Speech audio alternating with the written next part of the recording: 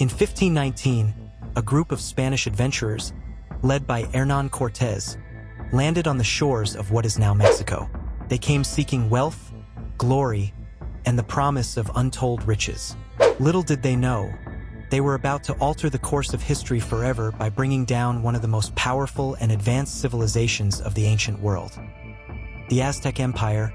This is the story of how Hernán Cortés and his small band of conquistadors, through a combination of strategy, alliances, and the introduction of devastating diseases, toppled the mighty Aztec Empire and paved the way for the colonization of the Americas.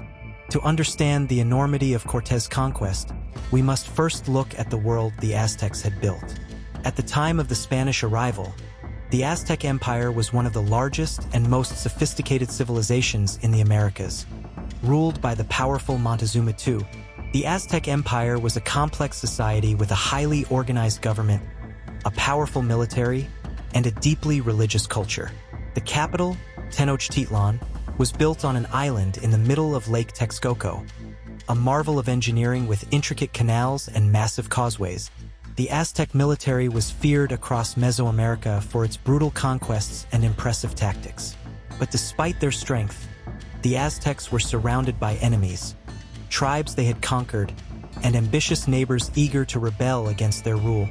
In 1519, Hernán Cortés, a former nobleman from Spain, landed in what is now Veracruz with about 600 men, 16 horses, and a handful of cannons. Though his force was small compared to the vast empire they faced, Cortés had something more: a ruthless determination and a knowledge of the political tensions among the indigenous peoples.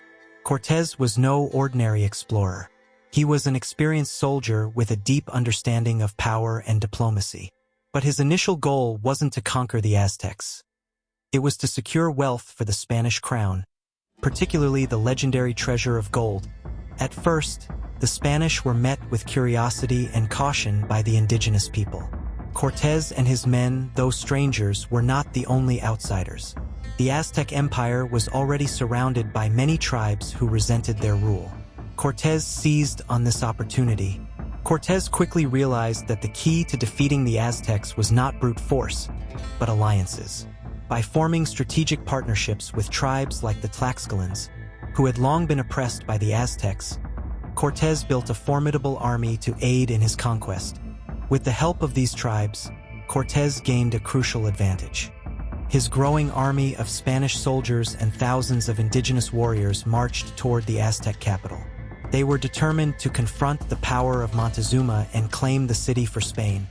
Back in Tenochtitlan, Montezuma II was deeply disturbed by the arrival of the Spanish. He had been warned of a prophecy, one that predicted the return of the god Quetzalcoatl, and believed that Cortés and his men might be the fulfillment of that prophecy.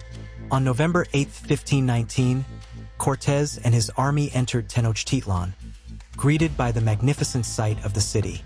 The Aztecs, led by Montezuma, welcomed them with a mix of awe and suspicion, offering gifts and food to the Spanish, in part due to Montezuma's belief in the prophecy. Montezuma, thinking that Cortés might be a divine figure, initially treated him with great respect, offering gold and treasures. This gave Cortés the leverage he needed to gain control, but tensions were brewing beneath the surface. Tenochtitlan was unlike anything the Spanish had ever seen. With its towering temples, grand palaces, and intricate canals, it was a marvel of ancient engineering. But beneath the splendor, the city was also a center of human sacrifice, which would soon become a point of contention. Over the next few months, Cortés and his men, feeling the weight of their growing power, began to make demands that angered the Aztecs. They took control of Montezuma, effectively imprisoning him, hoping to use him as a puppet ruler to dominate the Aztec people. This move proved disastrous. The Aztecs, unwilling to submit to foreign rule, began to rebel. Cortés, realizing his precarious position, had to make quick decisions. He ordered his men to build a fortress, La Noche Triste, as the city descended into chaos. In 1520, after months of tension and skirmishes, the Aztec rebellion reached its peak. The Spanish were forced to fight for their lives as the Aztecs mounted a fierce defense.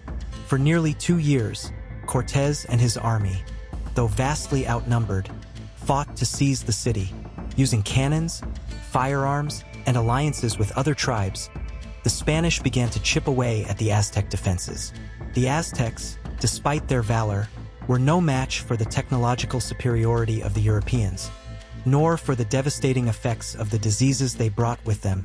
One of the greatest factors in the downfall of the Aztec Empire was not warfare, but disease. Smallpox, brought by the Spanish, spread rapidly through the Aztec population, killing thousands, including many of their leaders. This decimated their ability to resist the Spanish. The spread of disease weakened the Aztec people, and their once mighty warriors were now falling victim to sickness. This gave the Spanish, already bolstered by their alliances with other tribes, the edge they needed to take control. In August 1521, after months of relentless siege, Cortés and his army broke through the defenses of Tenochtitlan. The city was devastated, its temples and palaces reduced to rubble. The once great capital of the Aztec Empire had fallen. The fall of Tenochtitlan marked the end of the Aztec Empire and the beginning of Spanish rule over Mexico.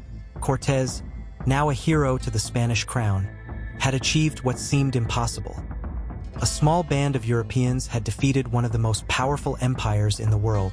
The Spanish conquest of the Aztecs set in motion a wave of colonization that would reshape the Americas for centuries to come.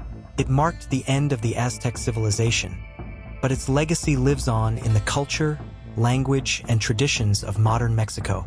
This is the story of Hernán Cortés, the fall of the Aztec Empire, and the birth of a new world. A world that would never be the same again. Thank you for watching. Don't forget to like, share, and subscribe for more incredible tales from history.